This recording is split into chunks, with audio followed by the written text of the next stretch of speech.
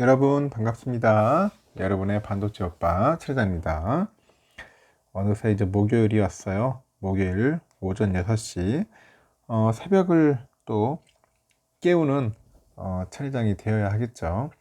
근데 요즘 6시도 너무 환해가지고 대낮 같아요. 새벽인지 대낮인지 모를 정도로 너무 환하다 보니까 어떤 때는 좀 어리둥절합니다. 그래도 일찍 자고 일찍 일어나는 습관을 여러분들 가지시길 바래요. 일찍 일어나시고 요즘 한 5시 정도면 기상하시는 분들이 있더라고요. 5시에 딱 기상해가지고 운동하고 아침밥 먹고 출근하시는 분들이 있습니다. 늦게 일어나면은 모든 게 좀 늦죠. 늦다 보면은 뭐 식사도 제대로 못하는 분들도 있던데 일찍 일어나서 여러분들 뭐 개운하게 한번 운동하고 출근을 하시든지 일을 하셨으면 좋겠습니다. 그리고 제가 이렇게 지내다 보니까 가까운 사람일수록 이 가까운 그런 사이일수록 절대 해서는 안 되는 말들이 있더라고요. 가까운 사이일수록 첫 번째 뭐냐, 이런 얘기죠. 너는 늘 이런 식이야, 뭐 이렇게 말하는 경우가 있던데, 이 상대에게 불만이 있을 때는 많이 하는 실수가 바로 비난하는 것 같아요. 비난하는 것이더라. 그런데 이게 비난도 문제이지만은 그 비난에 늘, 언제나, 절대 이런 단어를 사용하면은 상대방을 극도로 이제 자극하게 만드는 것 같습니다. 그래서 여러분 이런 용어를 쓰지 마세요. 너는 늘 이런 식이야, 이렇게 이런 말을 쓰지 말라는 겁니다. 두 번째는 딴 사람은 안 그런데 넌 왜 그래? 뭐 이런 얘기를 하더라고요. 넌 왜 그래? 넌 왜 그러냐? 이런 이야기도 많이 하던데, 이 사람들이 가장 민감해하는 것이 바로 비교당하는 거예요. 이 비교당하는 겁니다. 그런데 거기에 덧붙여가지고 다른 모든 사람은 잘 하는데 너만 못한다는 식으로 몰아붙이면은 상대는 코너에 몰리는 그런 기분이 될 겁니다. 그러면 사람이 괜히 뭐 더 공격적이 되는 거야. 그렇지 않겠나요? 이 비교가 참 문제인 것 같아요. 이 사람은 누구나 다 비교를 하더라고. 응? 투자를 하면서도 내 주식을 비교하고, 응? 저 사람이 무슨 차를 타고 있는지, 뭔 집에 살고 있는지 다 비교를 합니다. 이 비교의식 없애야 돼요. 세 번째는 난 너의 이런 모습이 정말 싫어. 싫어. 이런 이야기도 될 수 있으면은 쓰지 말아야 한다는 거죠. 정말 싫어. 모든 것을 이렇게 만족시켜주는 관계는 없다고 합니다. 이 좋은 관계란 서로의 부족한 점을 채워주고 단점을 보완해주는 거예요. 보완해주는 건데, 상대의 어떤 모습이 싫다고 직설적으로 내뱉는 거 별로 안 좋습니다. 이거는 더 이상 함께하기 싫다는 일종의 극단적인 뭡니까? 선언이다. 그렇게 저는 그렇게 봅니다. 네 번째는 네가 하는 게 다 그렇지 뭐, 그런 거야. 네가 하는 게 다 그렇지 뭐. 그렇게 하시면 안 되는데, 상대의 능력을 저평가하고 깎아내리는 말은 큰 상처로 남을 수가 있어요. 그래서 게다가 이런 표현은 상대가 잘해온 것들도 모두 부정하는 말이라고 합니다. 아무리 잘못이 크다고 과거 일까지 싸잡아 가지고 비난하면서 극단적으로 이제 몰아가서는 안 된다. 네가 하는 게 다 그렇지 뭐, 이런 이야기 하지 말라는 겁니다. 다섯 번째, 너는 몰라도 돼, 이런 말도 안 좋다고 하더라고요. 상대방은 걱정을 해주고 있는데 너는 몰라도 돼, 너하고 상관없어, 뭐 이렇게 말하는 것은 결국은 상대가 더 이상 필요 없다는 그런 존재라고 말하는 것 같죠. 진실로 말하기 꺼려진다면은 나중에 얘기해 줄게, 이렇게 이 정도로 상황을 넘기는 게 좋지 않겠나 생각을 합니다. 사람들은 이상하게도 한 번 보고 말 사람한테는 예의를 잘 지켜요. 한 번 보고 말 사람한테 잘 지키는데, 오래 함께 해야 할 사람한테는 뭔가 생각 없는 말들을 막 내뱉는 것 같아. 그리고 예의를 잘 지키지 않더라. 이 사이가 가깝다는 것은 함부로 말해도 괜찮다는 그런 의미가 아니에요. 이 사이가 가깝다는 것은 더 소중한 존재라는 의미입니다.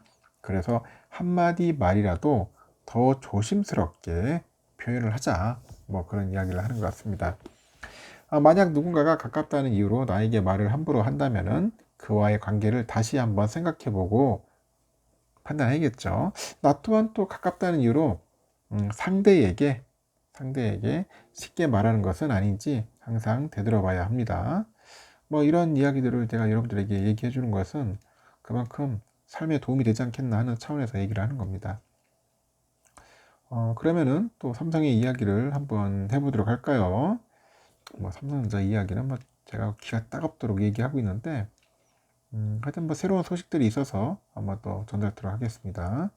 어제 제가 한번 언급을 했었던 건데 삼성전자가 그 반도체 사업을 담당하는 디바이스 솔루션 부분에 직원들한테는 월 기본급의 25%인 역대 최저 수준의 성과급을 지급을 해요. 이 회사 반도체 사업이 최악의 부진을 보인 결과겠죠.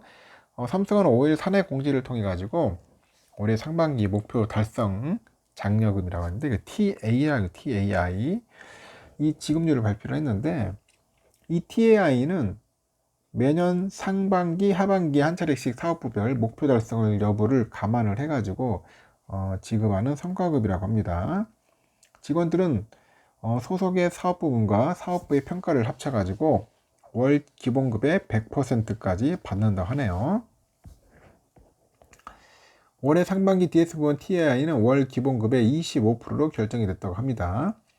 DS부문은 TI 제도가 도입된 2015년부터 지난해 상반기까지 줄곧 최고인 월 기본급의 100%를 받았는데 하지만 작년 하반기에 지급률이 50%로 떨어진 데 이어서 이번에는 25%로 깎였다. 이 반도체 사업의 실적 쇼크 때문에 그런 것 같아요.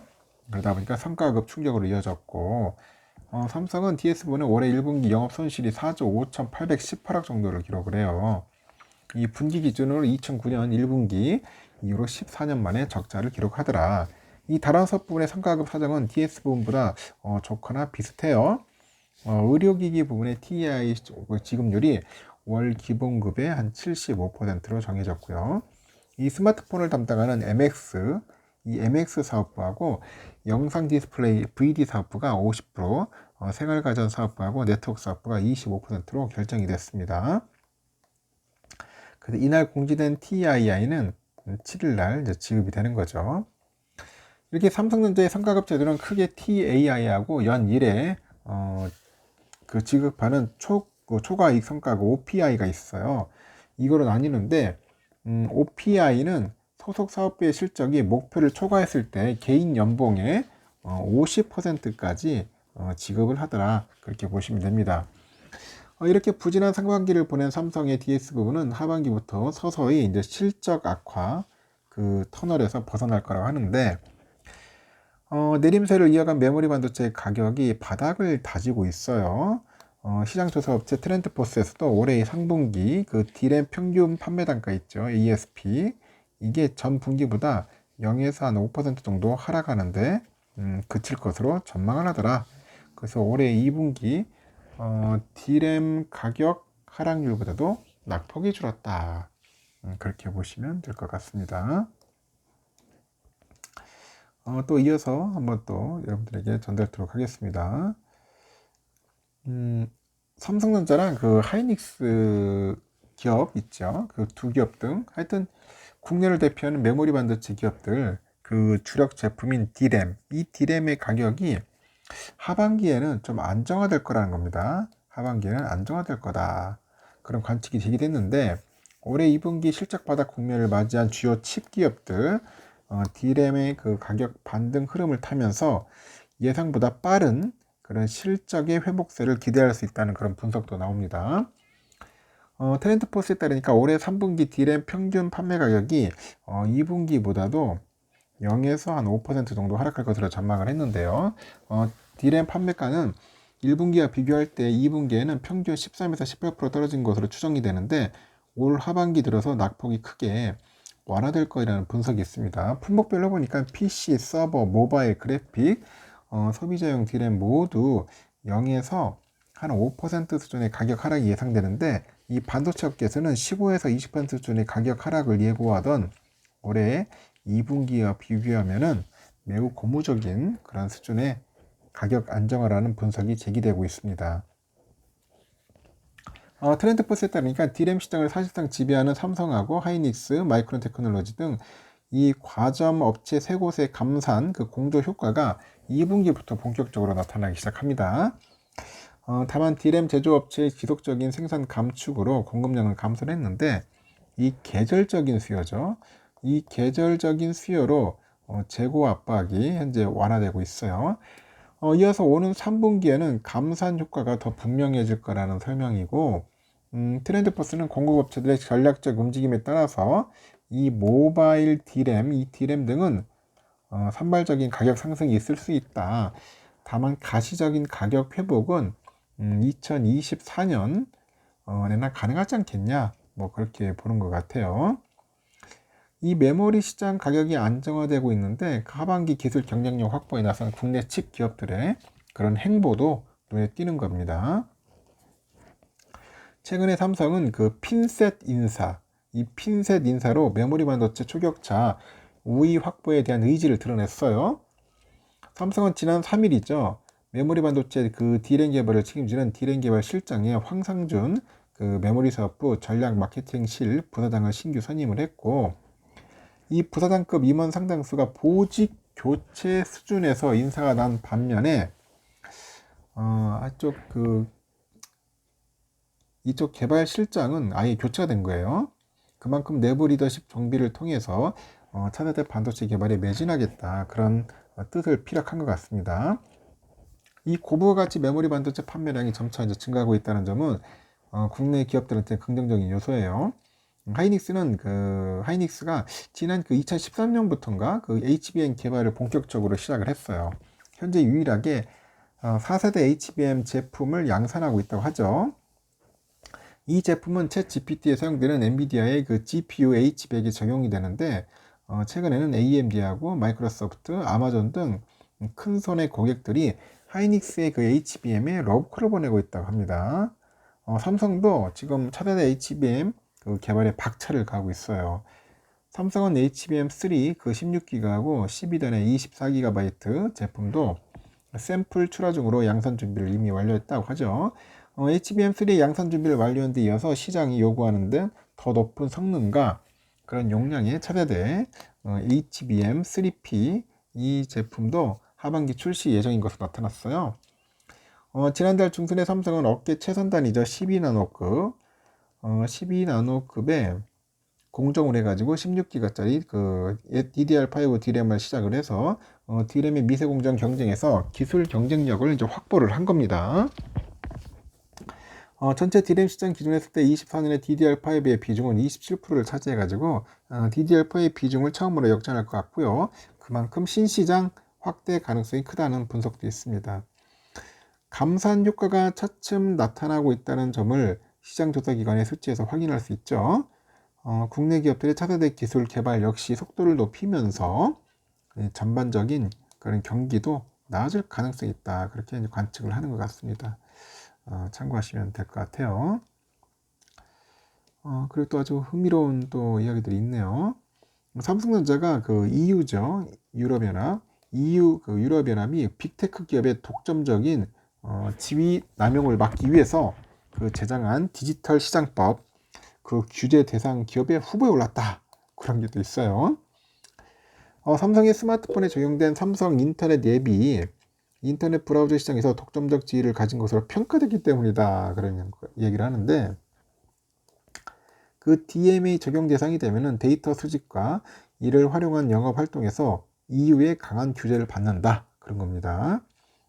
삼성은 빅테크 플랫폼 기업과는 성격이 다른 제조업체라는 점을 이후에 적극 소명할 계획이라고 하는데, 이후에 행정부 격인 집행위원회가 4일날 그 DMA상 그 잠재적인 게이트키퍼에 해당하는 알파벳, 아마존, 애플, 바이트댄스, 메타, 마이크로소프트, 삼성전자 등 7개사로부터 그 각 사의 주요 플랫폼 서비스를 통보받았다고 발표를 해요.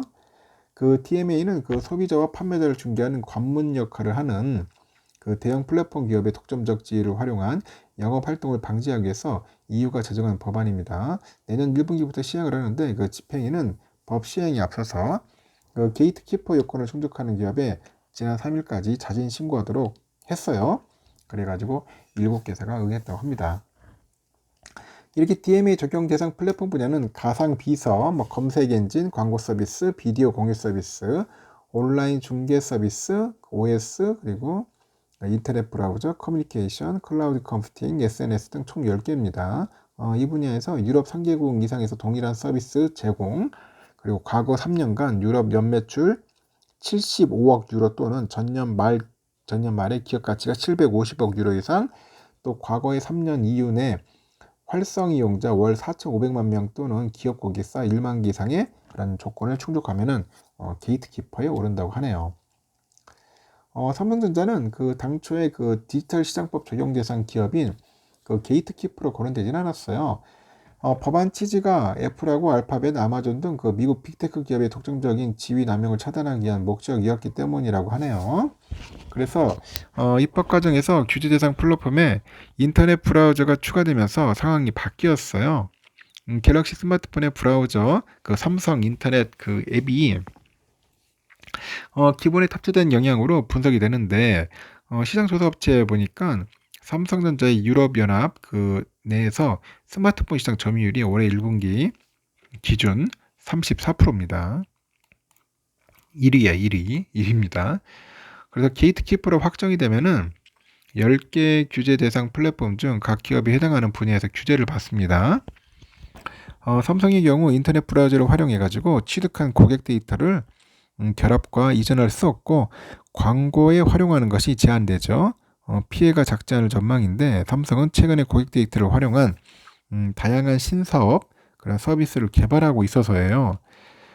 갤럭시 구매자가 삼성 인터넷 앱을 기본 앱에서 제외하는 것을 허용해야 하는데 이 앱 활용 때에는 삼성 관련 서비스를 잘 보이는 곳에 배치하는 것도 규제 대상이 될 수 있고 이 같은 의무사항을 위반하면 직전 연도 글로벌 매출의 최대 10%를 과징금으로 부과받을 수 있다.